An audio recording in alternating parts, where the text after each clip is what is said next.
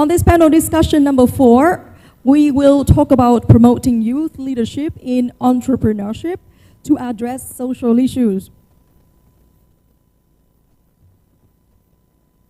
And I'd like to just share the names and titles of the panelists. Mr. Mahmoudi Yousbi, Head Strategic Planning and Business Development, ASEAN Foundation. Ms. Lê Vân Anh, Talent Manager, Business Finland.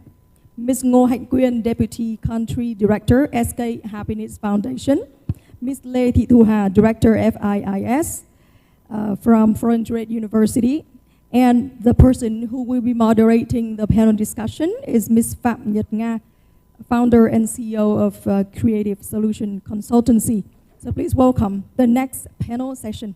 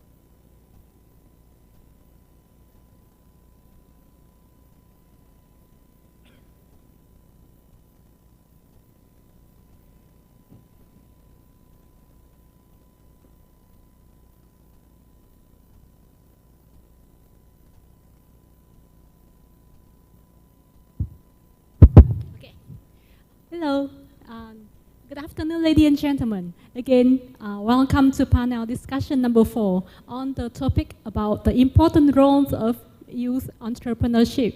We are here today on the very special occasion of TechFest Social Innovations Open Talk. And this session number 4 is specially dedicated on youth leadership, because we all understand and we believe that empowering the future generations of leadership in Vietnam is very vital for the sustainable development. Therefore, we are here with distinguished panelists and speakers in order to discuss the important role of youth entrepreneur and also about how nurturing the young talent can help to boost the creativity, the energy of youth in driving innovative solutions to address social issues. Therefore, let me introduce all of you to our distinguished guest speaker and also a diverse background and dynamic set of speakers from multi-sector, NGO, government, academic, and also the corporate and business world. Please welcome from the left, Mr. Mahmoudi Yousbi, Head of Strategic Planning and Business Development, ASEAN Foundation. Also, please welcome Ms. Lê Vân Anh, Talent Manager, Business Finland. Ms. Ngô Hạnh Quyên, Deputy Country Director, SK Happiness Foundation. And right next to me is Ms. Lê Thị Thu Hà, Director of Foreign Trade University, Innovation and Incubation Space of Hanoi Foreign Trade University. Let's give them a round of applause. And my name is Phạm Nhật Nga, CEO of Creative Solution Consultancy. Okay, first of all, let's get acquainted with each speaker. I would like to give the chance to introduce the only man on the panel discussion today, Mr. Mahmoudi Yousbi, Head Strategic Planning and Business Development, ASEAN Foundation. Let me give you a very quick recap about the background of Mr. Mahmoudi Yousbi. currently the head of strategic planning and business development of the ASEAN Foundation. He has led the ASEAN Foundation in spearheading strategic growth and ensuring resource sustainability to maximize and expand the ASEAN Foundation program impact in Southeast Asia.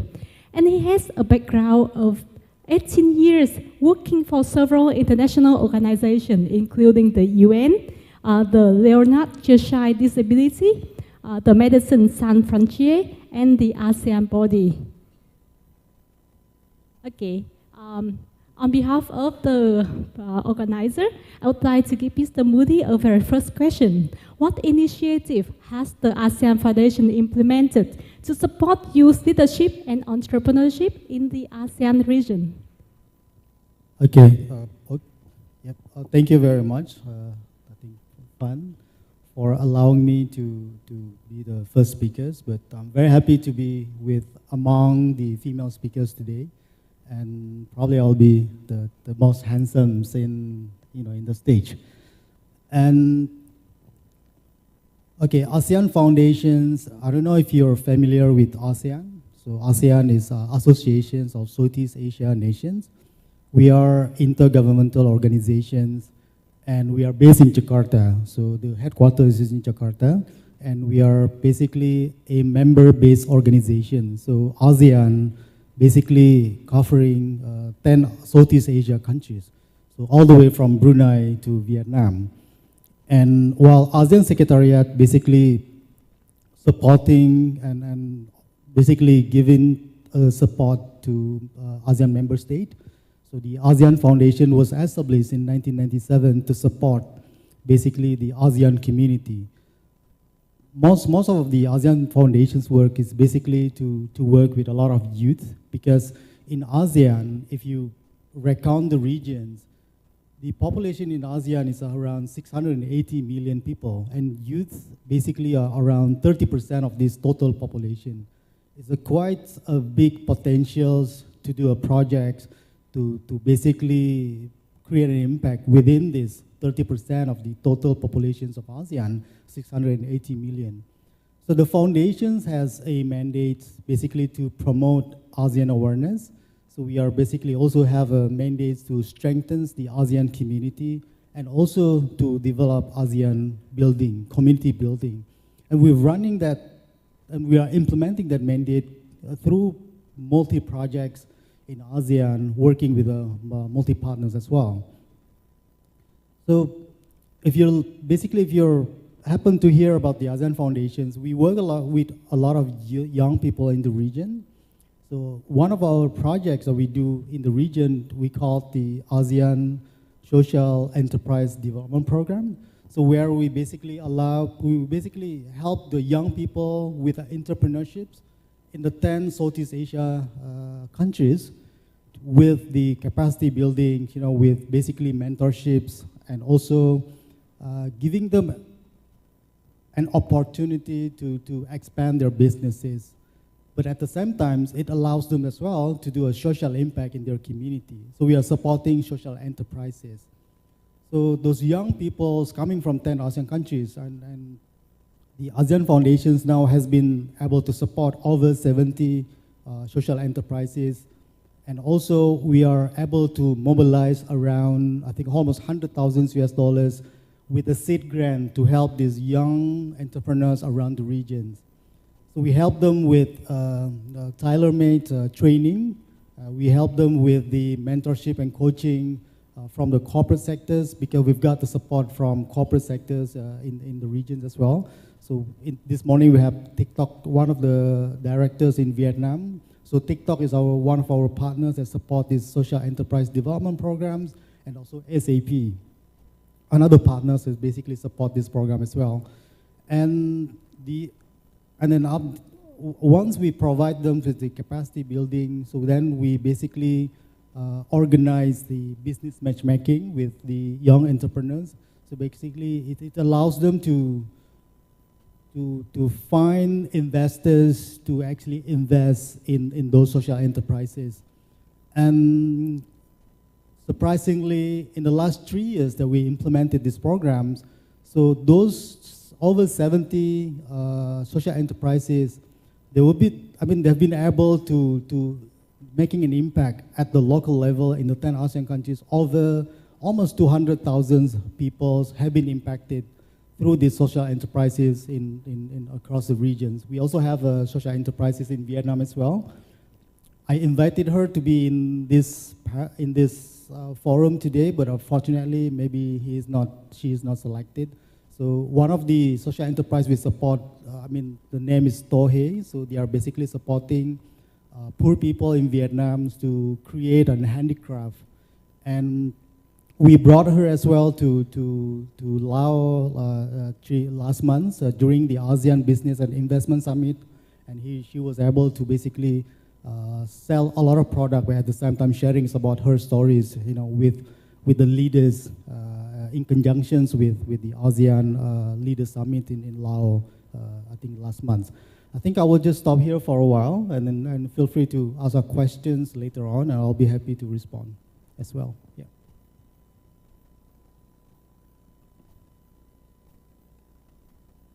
For sharing important information about how ASEAN Foundation has supported youth entrepreneurship. And we believe that supporting also comes with challenges. They might not be always smooth and seamless. So what are the key challenges that ASEAN Foundation encountered in the past while implementing this initiative that you already mentioned? And how did the foundation address these obstacles? Yeah, interesting. When we work with young entrepreneurs, right? And because the entrepreneurs that we are supporting, they are actually at the early stage, so we help them climbing the ladder, basically, so that they are able to grow. So those young entrepreneurs, they are coming with the MVP, so minimum viable product. So meaning that they already come with a product, but they have a challenge, basically, how to expand this product. At the same time, they are having difficulties in basically finding an investors, so limited in financing their social enterprises. Many investors, I would say, they are interested in giving the funds or ventures capitals to help pure business models, right? But when it comes to social enterprises, so probably less interest for the ventures capitals and investors to basically invest in their business, because those social enterprises, they actually allocate some of their funds to impact communities. At the same time, there are other challenges as well in those young entrepreneurs. So another one is actually expanding their markets to other countries. So because in ASEAN Foundation, we run the program in the region. So any program that we do, we actually impacted 10 ASEAN countries, so 10 Southeast Asia countries. And we even expanded our program to Timor-Leste as well, because Timor-Leste is going to be the ASEAN members very soon. So it's a complete region in those 11 ASEAN countries as well. So we've got the examples. One of our social enterprises, for instance, in Laos, for instance, so they wanted to expand their market to Thailand, and then they couldn't do that, because ASEAN, although we are one group organization, we are one block, but the regulations in the Southeast Asia countries is quite different, and that's why there are a lot of homework in ASEAN as well to help those small businesses, social enterprises, or inclusive business and impact business to basically go beyond their own markets. Like in Vietnam, for instance, if you want to go to Thailand, or in Thailand, if you want to go to Singapore, there's so many regulations that you have to basically comply so that you are able to do export, for instance, or you are able to open your markets, in basically in other countries. So that's the second issues that we are basically facing with the young entrepreneurs around the regions in the 10 ASEAN countries. And another one is actually, there are a lot of young people in the regions when they are basically developing the social enterprises. They don't really have the full definitions. What are the social impact that they are going to do in the community? So it needs to be strengthened. So because young people, when they start something, you know, and they have a full motivations, right? But they need to be guidance, basically, how basically to help them with the brand and marketing, how to basically help them finding an impact in the local community, so that they are able to communicate very well to even the investors. So those sort of skill set that are lacking among, you know, the young people, young entrepreneurs in the region. So the ASEAN Foundations, with the support of our partners, we basically address these I think difficulties and challenges. So we give them a structured capacity building. We tailor-made the capacity building to those young entrepreneurs. So we are not basically giving them a training like in the group, but we basically tailored like per persons, and we assign them with a very specific mentors and coaching, so that to help them to grow, so in a good way. And at the end of the program, we allow them to basically present their projects, and then at the end of the day, we also provide them with a seed grant, so that they are able to go further and also find more investors to help with their social enterprises. Yeah.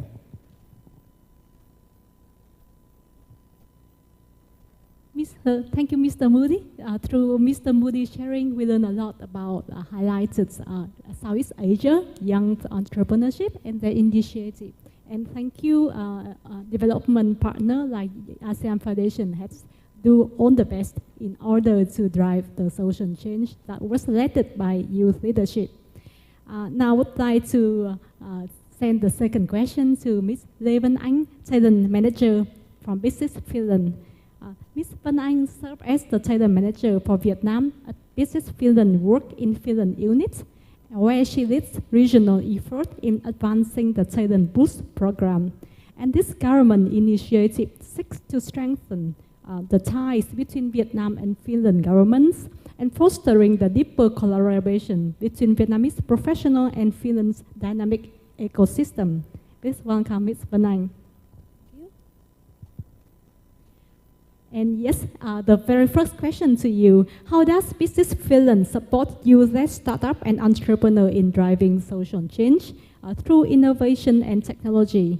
And can you share some examples of successful youth-led venture that have made a social impact with Finland backing? Good afternoon, everyone, and I hope that you are not very too tired to listen to our panel discussion today. My name is Van Anh Lê, and I am the talent manager at Business Finland Work in Finland unit. In Vietnam, I led the initiatives for the Talent Boost project. This is the joint project by the Ministry of Economic Labor Affairs and the Ministry of Education and Culture in Finland. We supported the international talent, especially from Vietnam, to come to Finland to work and also build a startups company in Finland. And for Business Finland ourselves, as an agency under the Ministry of Economic and Labor Affairs, we catalyze sustainable growth for Finland through innovation and international cooperation. So we have office in 50 countries in the world, and have a strong market insight and as well as the strong connection with the local entity. So we support startup founders quite a lot, because it is actually a main focus for us as the government entity.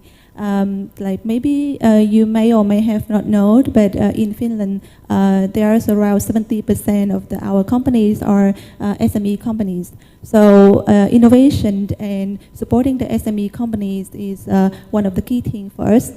And we support in different way. So came to my mind first is definitely funding and granting. So, for example, when you ask any startup founder, the first thing come to them, many of them are the funding and granting. So we support the startup founder from the beginning to the end. And in Finland, Business Finland, we access the startup applications who seek to venture their business in Finland. So we provide critical advice.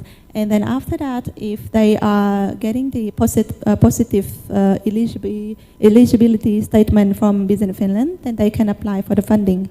And the funding will divide it into different stages of the business. So that give them not only the funding but also the critical advice to grow and make the market entry.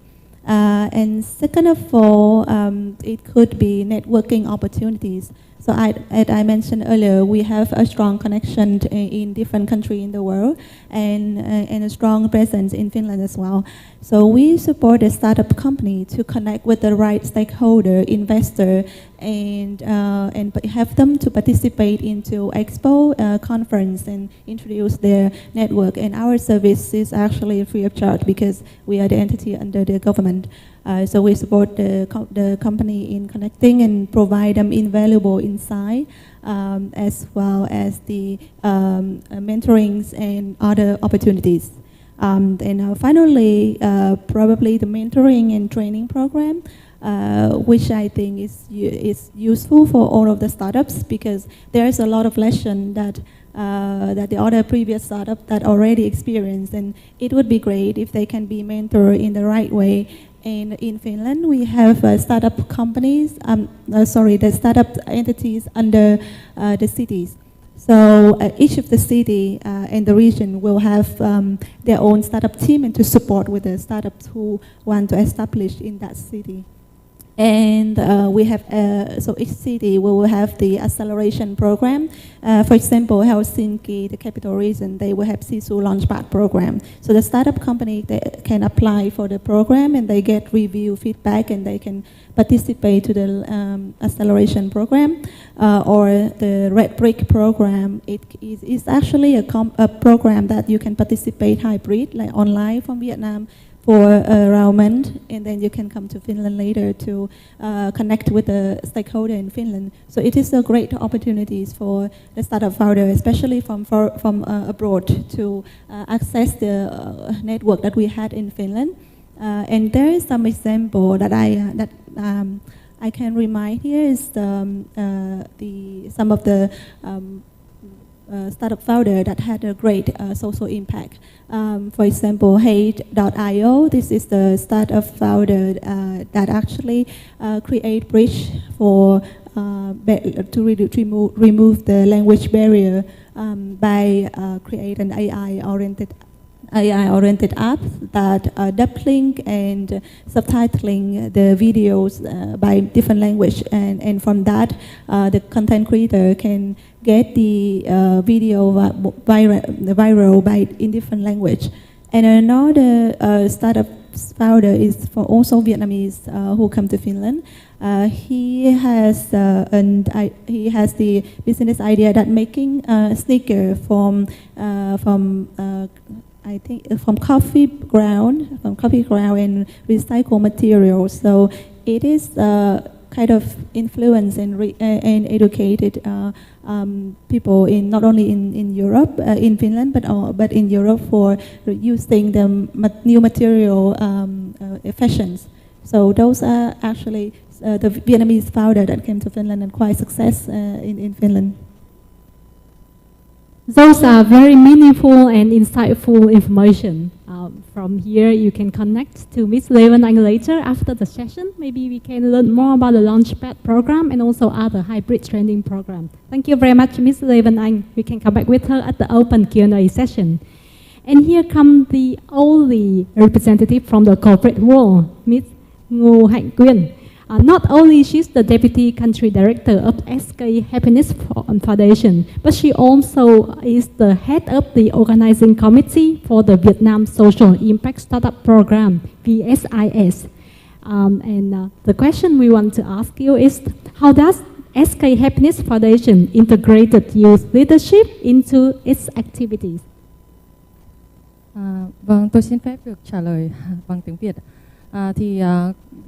Trước khi nói về các cái hoạt động xã hội about the social activity by our organization, let me introduce about the SK Happiness Foundation.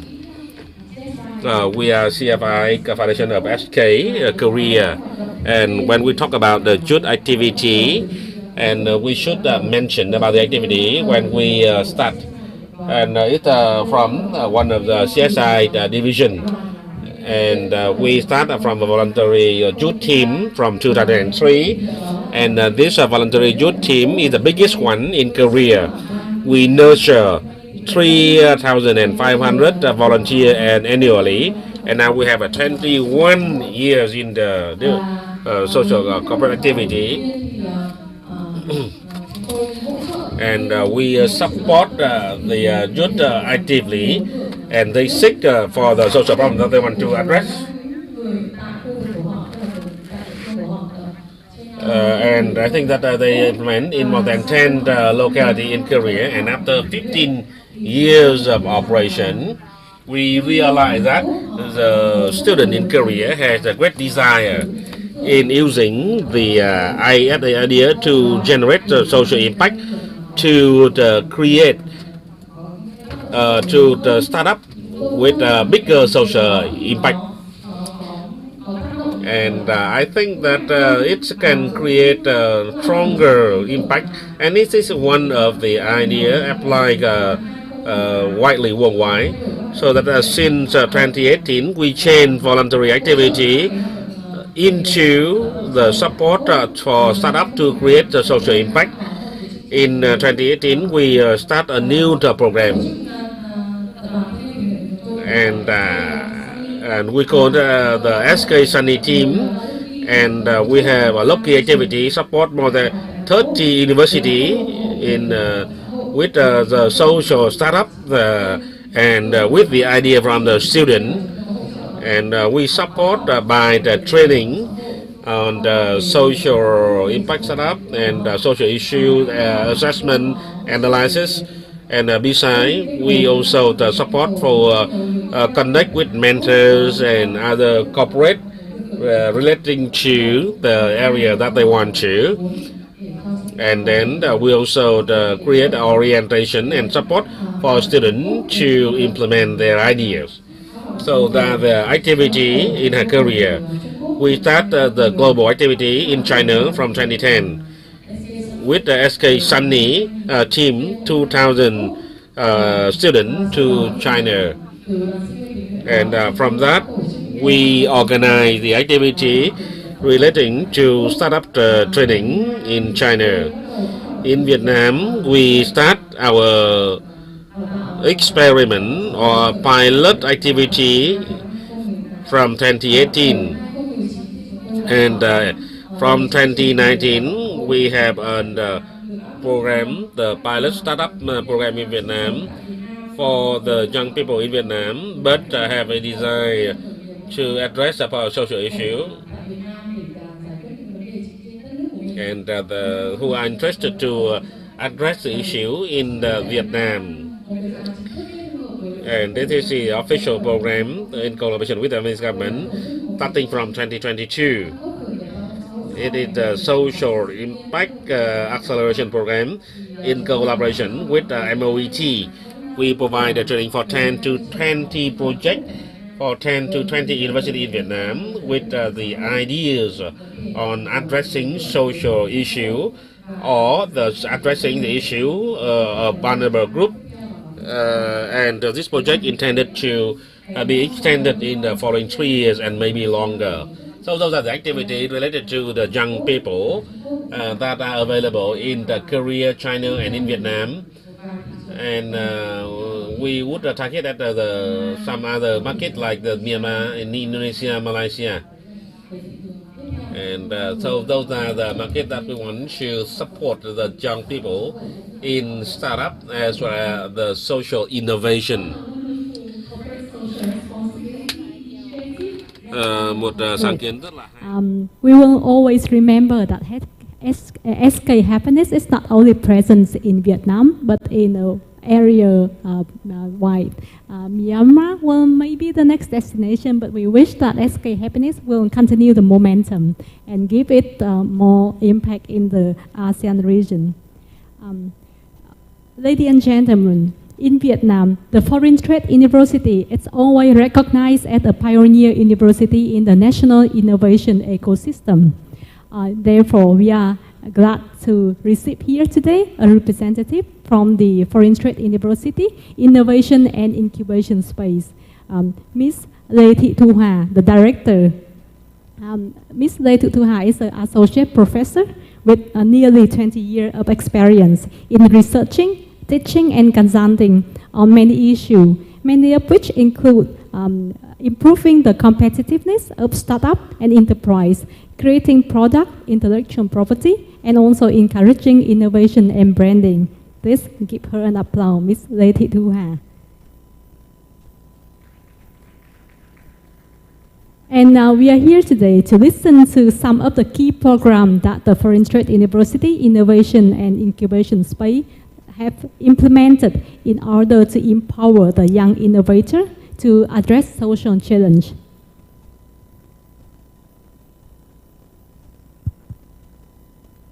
Thank you. My name is Liha, and I come from Foreign Trade University. Since FTU Innovation in Incubation Space was created in 1917, we have a strong belief that everyone can contribute to solve problems by their business, sustainable business.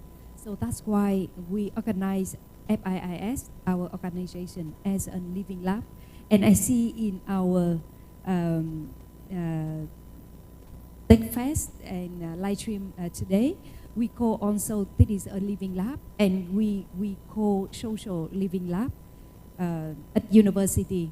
So that's why we gather different stakeholders in to solve the problems for young people and students. We have a lot of training program. We have an active citizen and social enterprise. We call Entrepreneur Z. We have also social business creation. Each year around 200 young people, young startup, they join a platform to learn about social innovation, and then they create their own idea to solve the problems. And we not only in Vietnam, but we bring these young people or students go global, because FBC is a global platform that connects Vietnam and other countries. And each year we bring 200 young people from Vietnam go abroad, and around 50 social projects. And we have also other training program at FTU. We have also incubation program. Mean that after a training course, we have a incubation program.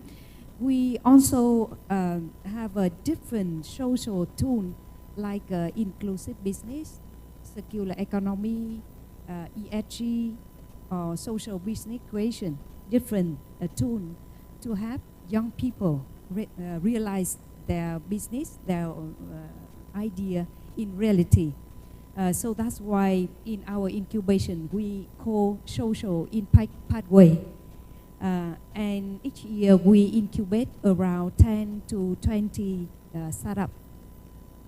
We also have acceleration because we come from Foreign Trade University, focus on the international trade. So that's why we have also acceleration, focus on export. Yeah, we bring Vietnamese product to global. We organize different activity like training, incubating, demo day that connect different stakeholders in the ecosystem to contribute to the solving problems. And we also have a platform to connect cooperation with young people. It means that we would like to promote the entrepreneurship among corporation. Means the young people, students can join to the corporation as an innovative project team and solve the problems of big corporation. Yeah, so that's why I think from FTU we create a social living lab, and we also create an ecosystem for university and connect different university in ecosystem, connect with different stakeholders in ecosystem, and not only in Vietnam but with other countries. Thank you, Ms. Ha. We can see today that actually, Ms. Like we all can work together in order to bring Vietnamese ideas and innovation startup project to ASEAN region and also to Korea and Finland. That's a very good strategy. Maybe we can come back after today. Throughout the four sharing by the four key speakers, we have seen the initiative and also the roles of the CSO, NGO, the government, the corporate CSR initiative, and also the university in promoting youth entrepreneurship for the social goods. Right now, we leave the stage to all the audience so that you can share your question you might have to each of our speakers here today.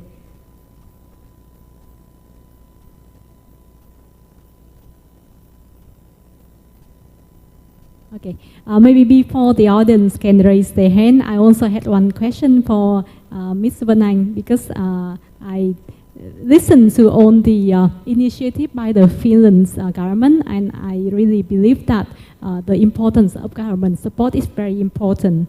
And what do you think the strategy you might recommend for fostering the strong partnership between the young entrepreneur and the government institution to address all the social issue?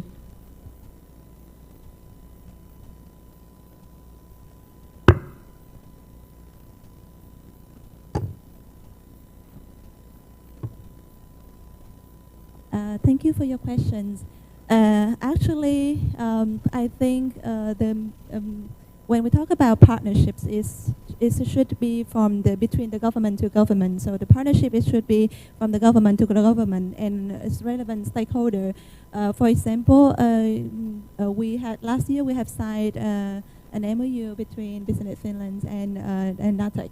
But that MOU is to facilitate the other agreement or partnership collaboration between the two countries for the entity in the whole ecosystem. For example, the university, we believe that the university from Finland and Vietnam should be working closer together, especially between the incubators or acceleration programs. Or join force in the competition. So the stronger connections is definitely a key. And another thing is I believe that we should let the startup founder to have the opportunity to connect and work with the government entity. So many of the startups, especially if they're coming from Vietnam and they thought that maybe they have to do it on their own, and just when they already encounter the problems, then they will seek for the support. But at the beginning, if a startup founder is already connect with the government entity, getting the mentoring program, training program, access with the network, then probably they have reduced a huge amount of the problems might happen. All of those connection and support, I believe, is already there because there are so many startup founders have done business plan before. So the solution is already there and just need you to access it. So networking is also the key, and that's why for us as Business Finland and Finnish Embassy, we try to create kind of networking event and in offline and hybrid model. So the Vietnamese founder, the student can actually participate online. So those events we are listed on our website, workinfinland.com or businessfinland.fi, and then they can access to those opportunities. And finally, I believe that the funding incentive together with the mentoring and support and advice as advice and supervision from the government and specialists is definitely a key thing, third key thing to support the startup all the way on the whole process of developing the business plan.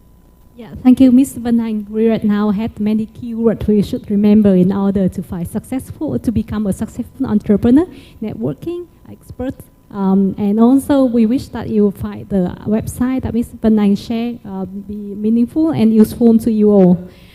Due to the time limitation, we think that we have come to the end of the session 4, the important role of youth entrepreneurship. We hope you enjoy and gain valuable advice from the speaker.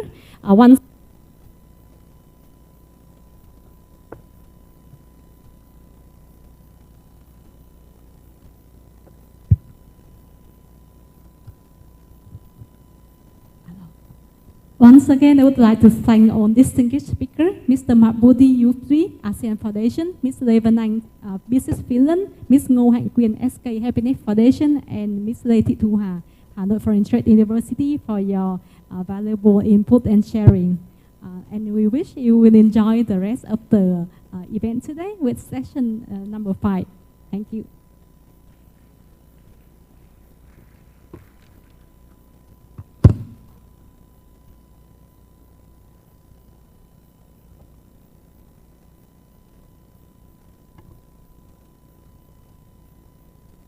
Thank you very much, the moderator.